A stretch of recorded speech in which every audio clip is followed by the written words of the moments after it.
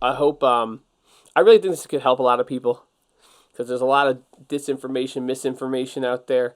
Um, Make a perfect point. Not a perfect point. A strong point I made earlier this week with someone that got all mad about it. But imagine you watched news outlet A or news outlet B, right? Right? And you watch B and you think news outlet A is nothing but propaganda. It is biased propaganda, right?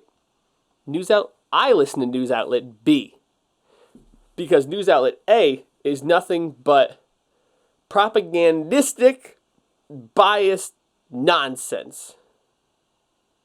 How can you think that but not think for a second that there's any bias in your media, right? How can you look at the guy that listens to News A thinks the same thing about you and News B, and you listen to News B and you think about the same thing? Like, reality check, CNN is as bad as Fox News. They're both biased. They both have a narrative. They're the same thing. And if this makes you mad, it means you're indoctrinated into that system. It's insane. Insane. So, this is our thing. This is the new thing. This is my thing. It's going to be alt-moderate. Most people in America are moderates. Most people. They don't give a shit. They're too busy, right? The problem is the moderates are busy living their lives. They're not one way or the other. They're kind of like whatever. They're just like everyone else. They're trying to make ends meet. Then they don't have time for all this crap. You have the people on the edges, the fringes, the people that are indoctrinated, that are into it, that they think it's their lifeblood. They're the ones yelling, right? And the people yelling have gotten louder and louder. The mainstream media has become more and more unbiased. The internet algorithms have been more polarizing. It is not a good environment for mental health. So, from a psychological stance, that sort of bias is not good for you. It's not good for anyone, except for the people that are trying to sell it to you. It's funny, like the people on the left that they're CNN indoctrinated, and they're so against like corporatism and big business, and they think Fox News is terrible and biased, and they don't realize for a second, like, they're right in the middle of a different propaganda machine, business machine. Like, the people at CNN don't give a shit about you. They don't care. Like, they're just selling you a narrative. Like, God, there's been leaked memos that say, like, it's intentionally a narrative. Like, they're not journalists, like traditional journalists. But also, it's worth noting that journalism was never really that, like, honest, great, wholesome thing we think it was. It was only around after World War II when, like, we got this common enemy that journalism kind of came together because the ideological enemy was outside the country, and then it was the Cold War. But before that, like, early newspapers in America they're worse than they were now. So it's not like a fairy tale where everything used to be great and we destroyed it. Sidebar, if you really want to get into why we're divided on like politics and religion, there's a Jonathan Haidt book. I know I talked about one of his books, I think The Happiness Hypothesis, on here. His other book, The Righteous Mind, might even be better than that book. The Righteous Mind is, like I said, it's why we're divided on politics and religion. There are these moral compasses in the book that break down people that are liberal and conservative and how they view morality. And it really, really helps you give you a high resolution understanding on why we don't agree on stuff, because we don't use the same parameters to measure it. It's pretty, really, really fascinating stuff. Highly, highly recommend reading that book. So anyway, jumping back into it. If you don't know where you stand politically, you probably should. There is a great website called politicalcompass.org. If you go to politicalcompass.org/test, you can take their political compass test. It's a graph. On the left to right axis, they have, go figure, left to right. On the up and down axis, they have libertarian to authoritarian. So You could be anywhere on that spectrum between conservative, liberal, which is left and right, roughly speaking, in America, and then libertarian, authoritarian, up and down, right?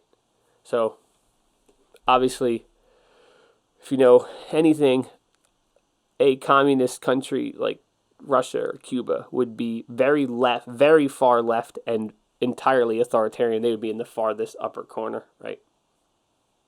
And then like Nazis, Germans were authoritarian, but I think they were more right-leaning, so they would probably be halfway to the right. So it breaks it all down on that website. I think it would be a great idea if you've never done that to take that compass. It asks a lot of questions, and you're like, huh, interesting. It's worth it. I'll actually put my results up in this video. I did it a year ago, and then I actually did it again today, so you can actually see my political compass, and it's actually shifted farther libertarian and farther left over the last year, which is ironic because the media I listen to, you would think the opposite would happen. Not the case. So, do that political compass test. It's pretty fascinating. Moving along. I'm going to tell you some statistics, and you might feel a certain way, and we're going to talk about it a little bit. Gallup poll, 2019. Between 2010 and now, so over the last little bit less than 10 years, Americans are 38 to 35% self-reported conservative. Liberals are 23 to 26% self-reported. Now, this might sound weird to you. And if it does sound weird to you, it's because you live in an echo chamber. You live in an ideological echo chamber. Chances are, if you're listening to this podcast, you probably know me. You're probably a young person. You probably live in an urban or suburban area. You live in an echo chamber. You don't live in the country. You think because everyone you interact with, all your Facebook friends, your YouTube and Facebook algorithms are all feeding you the stuff that you want to digest. You think the country is like 80% liberal like you, and there's 20% of these people somewhere else that are just not as smart and good as you. That's not the case. More of the country is conservative than liberal. And that sounds, I mean, it probably sounds scary to you, but a better way to think of it, because you probably don't even really think about it, is that generally a conservative person in a political spectrum says, whoa, things are kind of working. We should leave it the way it is. You should conserve it, like conserving energy. Just don't rock the boat. Don't shake it up. It's good enough. Let's go. It's fine. Leave it the way it is. Let's just keep moving. Liberals are like, rock the boat no matter what, you know? And like you'd say a progressive is far liberal progressive person's like, whatever. We could do it better. Let's change it. Tear it down. Build something new. Whatever, you know? And both those points are valid points. They're both needed in the conversation, and in certain contexts, they're like in every context, they're important. And in certain contexts, they have to go one way or the other, right? Right. Cool. There are certain contexts where they're not good. There's certain contexts where they are good. Now, you can go farther into that. Like, you can go really, you know, like, you could be, like, I'm fiscally conservative because I'm poor and I was always poor, but I'm socially liberal. Like, I'm like, do whatever you want. But then I'm very libertarian. So libertarian is basically like, I don't give a shit. Do you? None of my business. So the libertarian thing basically ends up being like a liberal thing in the terms of social stuff, because you're like, whatever. Do you? I'm going to do me. But yeah, but if you think the statistics that many more people are conservative than liberal, but also we're talking about 35 to 25%, so there's like 60% of people that are moderate, right? Anyway.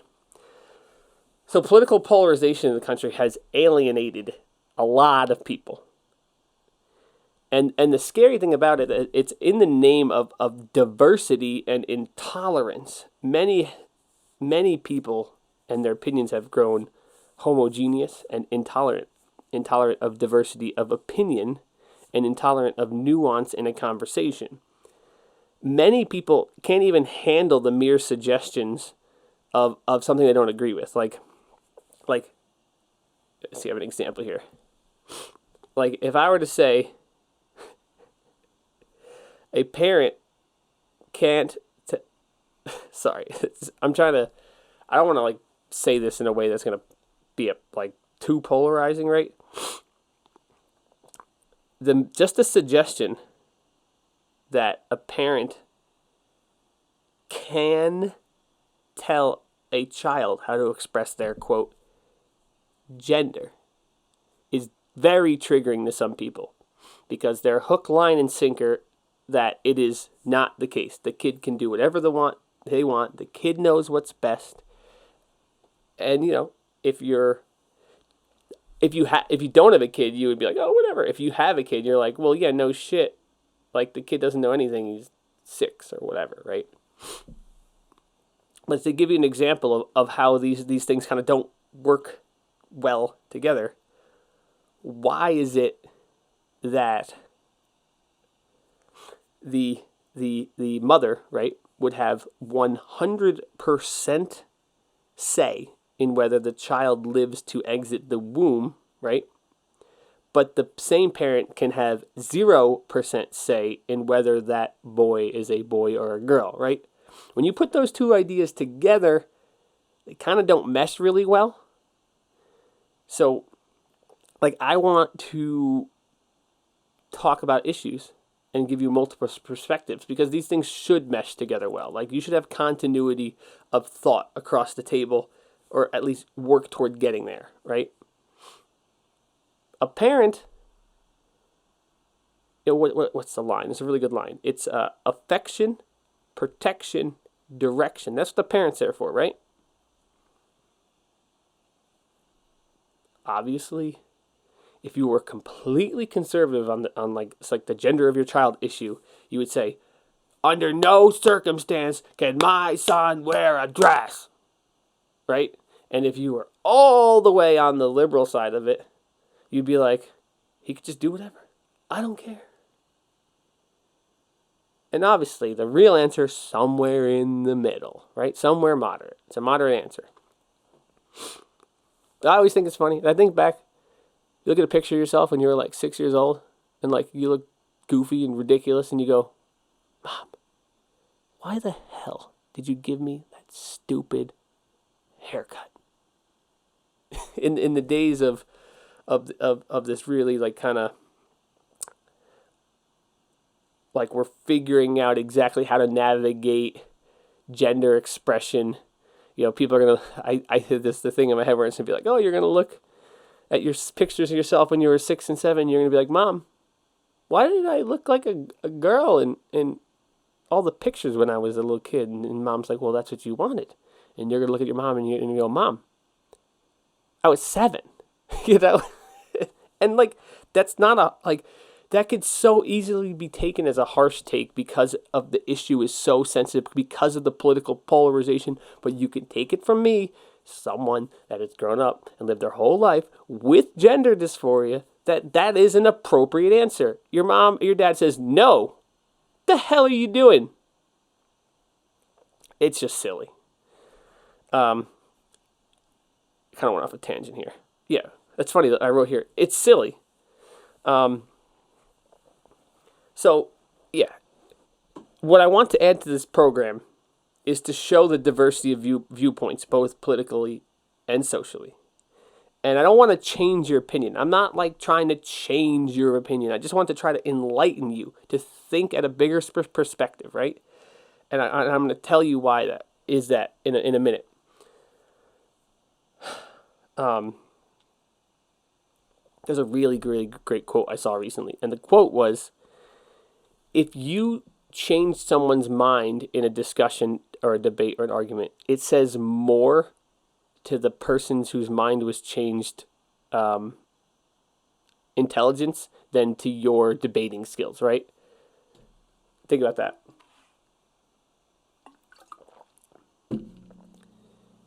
It's more important that the person listening is willing to listen than the person debating or discussing his ability to debate or discuss. Like, take that to heart.